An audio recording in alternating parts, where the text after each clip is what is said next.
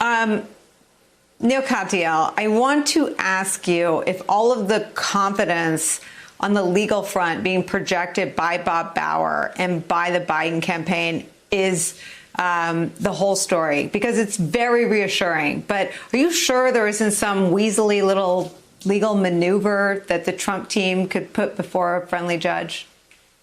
So far, Nicole, the answer is no. No legal maneuver is going to work. I mean, Trump is not a great legal strategist. He's lost repeatedly in the Supreme Court. And here, I think Peter's absolutely right. He's throwing some bad spaghetti at the wall. And there are, I think, three basic problems with his legal strategy. The first is the theory of them is just fundamentally un-American, and it's always a losing strategy in the United States. And this is what Jim Baker was saying that Peter is reporting. It's always a losing strategy to try and block the counting of votes. And if you just think of the contrast, Biden is saying, as he just did a moment ago, count every vote. And Trump is basically saying, throw the votes out that are against me on a technicality.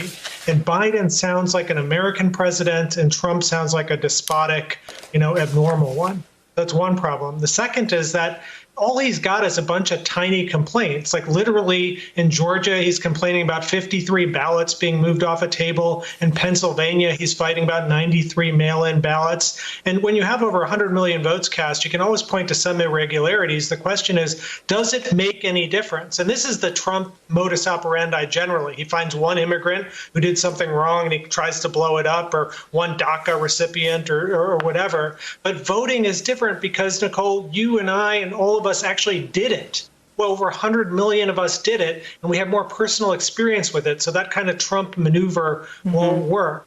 And then just the last thing is it going to matter? Is it going to make any difference anywhere? Because it's not just one state now, it's more than one that Trump is likely going to have to contest if the projections hold. And, that's different than Bush versus Gore, where it was just one state, Florida, and the message was from the Republicans, count every vote. He's got the opposite message here.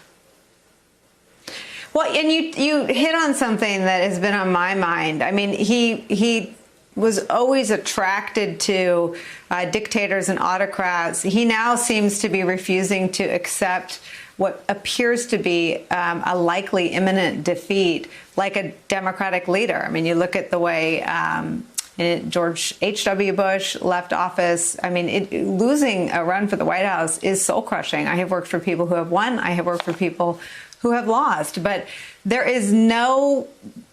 seems to be no capacity to understand how it's done by the good ones and how it's done in a way that's good for the country. And I'm not saying that I'm surprised, but it's still very painful to see, Neal.